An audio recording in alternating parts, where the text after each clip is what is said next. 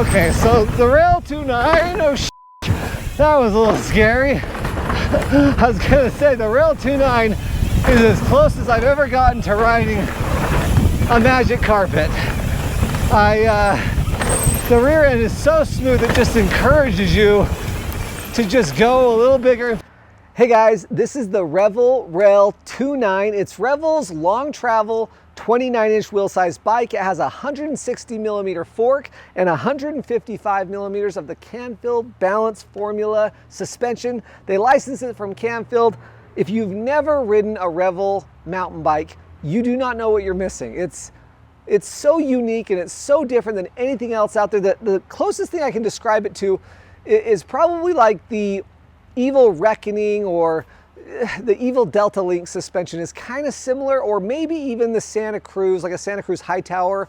It kind of feels a little bit like that, but it's just so plush, so deep. It feels like you're riding on a pillow. It's really wild. And I know people say that about their bikes sometimes. I never use those words, that it feels like riding on a pillow, except for when I'm talking about this bike. It's a 29er. It's got kind of trail geometry. It's got a 65-degree head tube angle and a 76-degree seat tube angle. I'm on a size medium and I'm 5'8".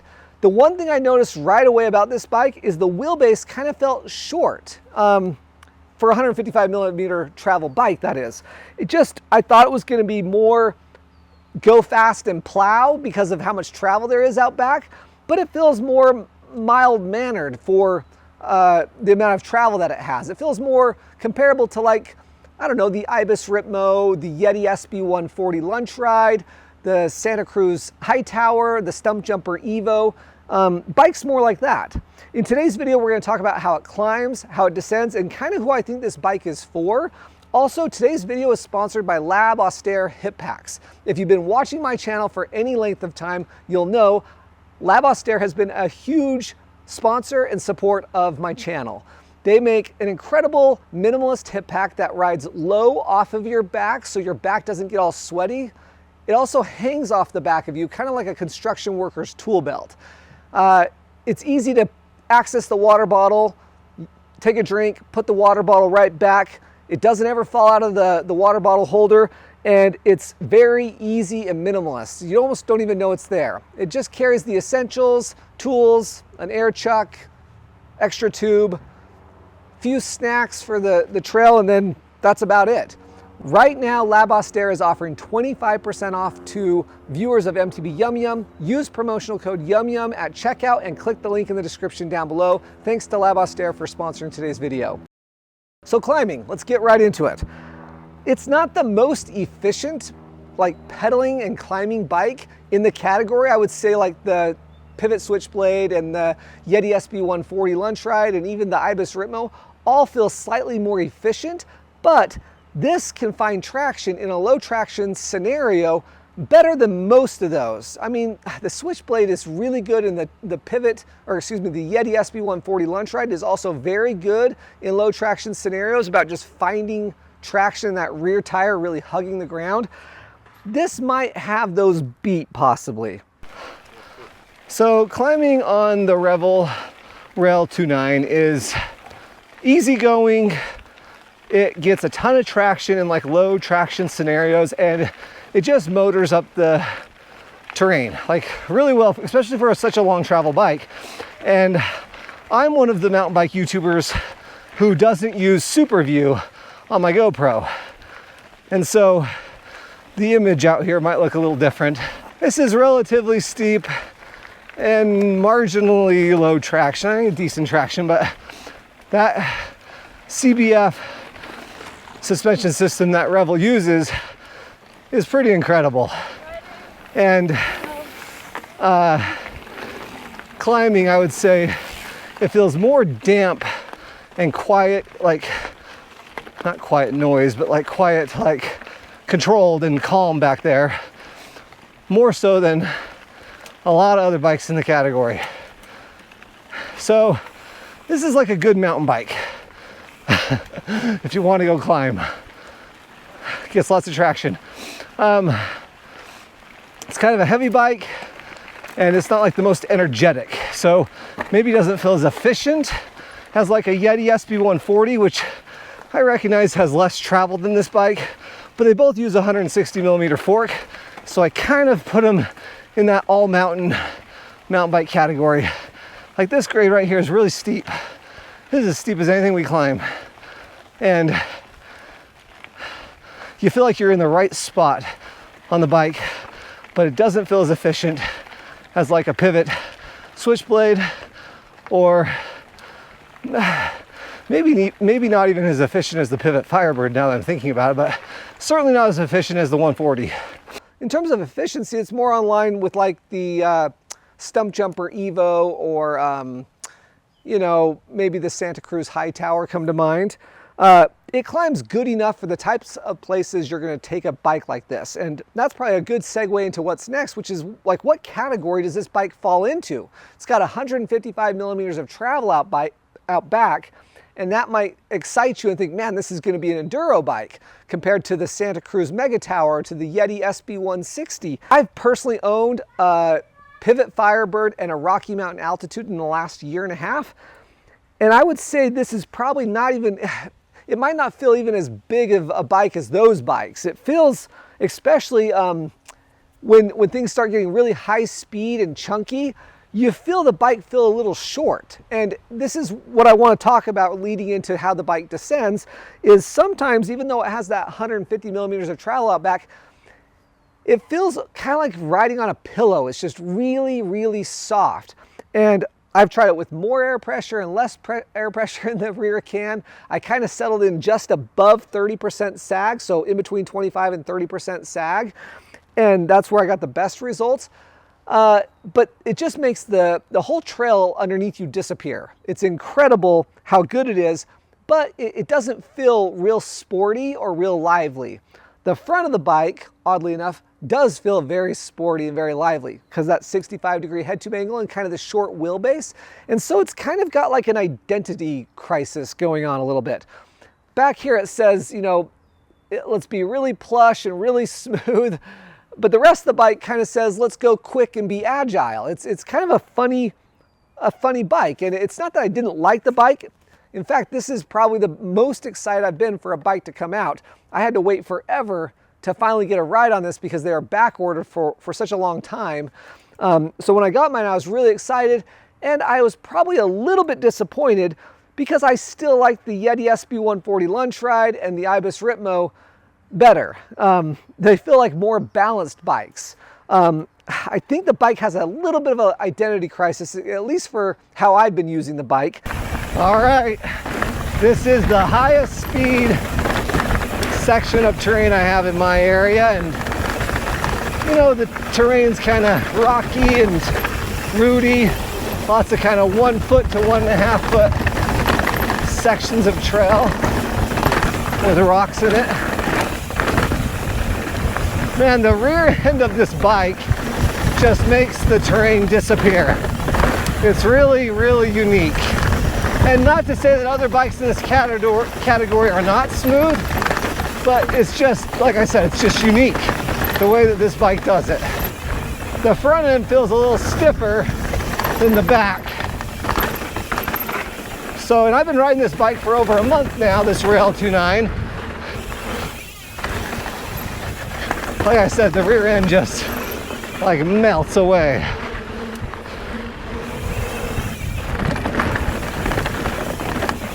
Man, that's so good.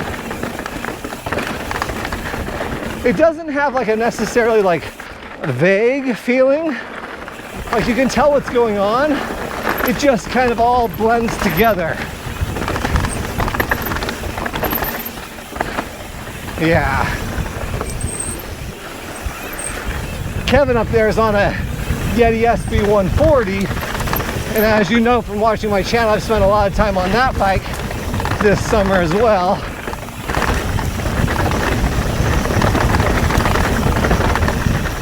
This bike definitely feels more planted in the rear.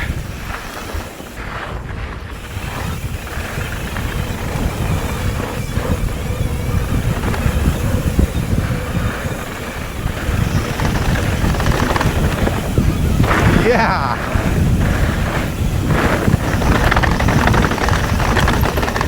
Wow.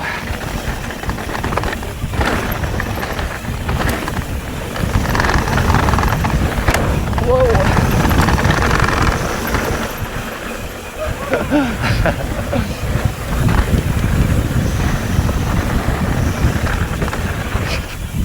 Whoa.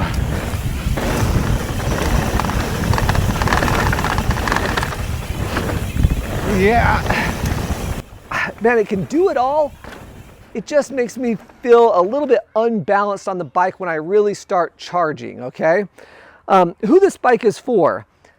This bike is a big mountain bike. It makes me think of, like, if I was gonna go somewhere where I've never been before and I knew it was gonna be rowdy and there's gonna be steep climbs and it's gonna be crazy out there, I'd feel pretty comfortable taking this bike. It feels competent descending in any terrain. It also climbs really well in, like, you know, kind of non-buffed, non-normal trail situations. So that's the type of person who might be looking at it, as someone who rides a lot of high alpine trails. The other thing is I don't see a lot of Rail29s out there. It's not a huge, Revel's not a huge company. So I always see Stump Jumper Evos, I always see Ibis Ripmos, I see a lot of Yeti SB140 lunch rides out there. So if you want to have something that stands out and is unique, this is a great brand to do it with. And their paint jobs and just the way they build their frames is second to none. I think they probably have the best paint jobs and just detail to finish. The way they do their little decals everywhere, it just looks like an expensive, like, Gucci bike. I mean, it's really good looking. I love looking at it. And it rides well too. It just, for me and my purposes, I think the Yeti SB140 lunch ride is worth taking a look at over this, and it will kind of do all the same things that this bike will do anyway. If you've never ridden a Revel and you're curious, the Rail29 is a fun one to take a chance on because I think you'll like the way it rides.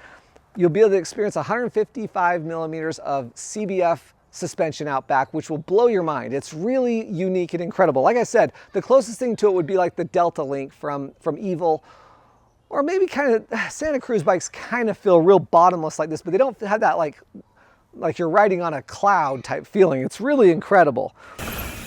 Okay, so I mean, this bike just makes all that high-speed, chunky stuff up there just really disappear.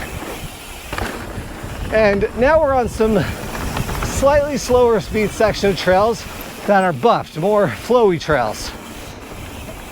And this is where a bike like the Pivot Switchblade or the Yeti SB140 or, you know, even the Ibis Ripmo, they're still fun to ride, even though it's pretty mild, kind of blue style trails. And I've been surprised that, like, because of the geometry of this Rail29, this trail, these blue trails are still pretty fun. I would like if the rear was slightly more active, just to make these trails a little more like poppy or engaging, right? But that's still really fun.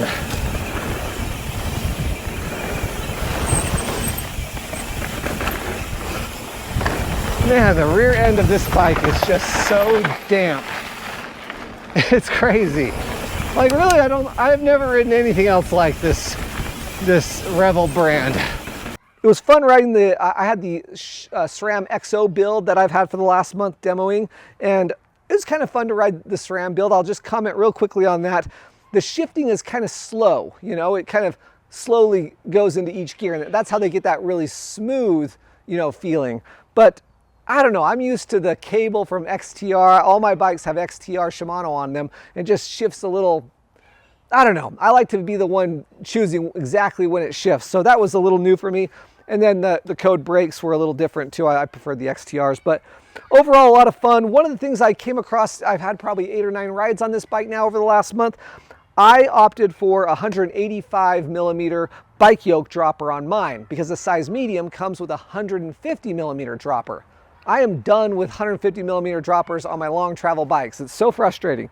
So I put this on there. The only problem is I've buzzed the back of my seat here, my saddle, on the rear tire a handful of times, at higher speeds or on like big jumps. So that's one thing to maybe know if you're go with the size small or medium. Even though I can fit the 185 millimeter dropper in there, I have enough seat tube length.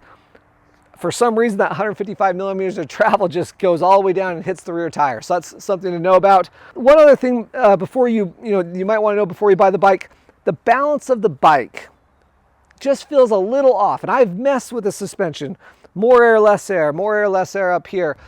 Messing around with the rebound, and it's not as balanced, or maybe an easier way to say this is it's not as approachable of a bike and easy to ride as the Ibis Ripmo or the Yeti SB140 Lunch Ride. Those bikes, anyone can get on those and have a good time. This one, you're kind of figuring out every time you ride it where the balance point is, and it doesn't feel as intuitive as maybe those other two bikes that I mentioned. What a beautiful bike though. Salt Cycles here in Sandy, Utah has these on sale right now for 20% off. It's a great time to be a mountain biker. Nice bikes like this that are just Gucci from top to bottom are on sale, 20% off.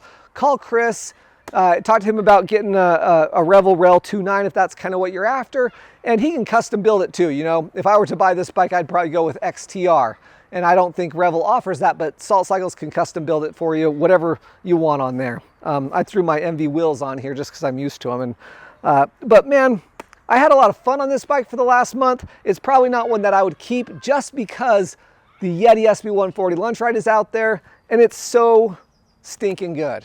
It's an easy, just such an easy and approachable bike for anyone to own and ride. I would have a hard time picking this over a Yeti right now. Who knows? Next year, maybe they'll have different bikes out and we can see what they have to offer. But I like the brand Revel. They make beautiful bikes. And yeah, if you have any comments or questions, leave it in the comment section down below. Also, click the links in the description down below to get 25% off a Lab Austere hip pack. And thanks to Lab Austere for sponsoring today's video. Thanks, we'll see you in the next one. It is unique how the rear end of this bike just disappears.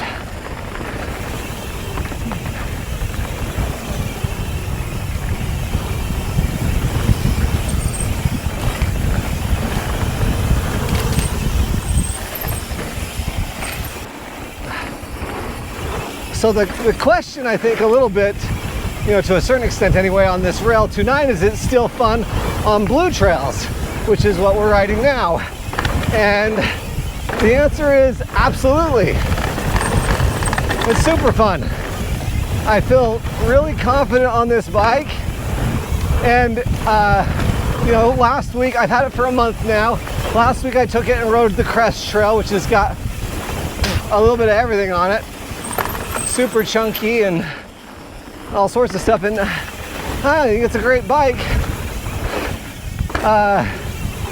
It's just like the rear end, I just can't overstate it enough.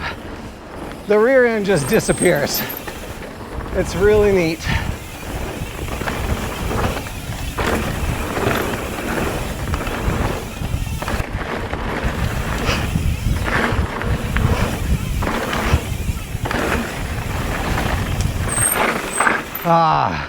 Too much brakes in those corners.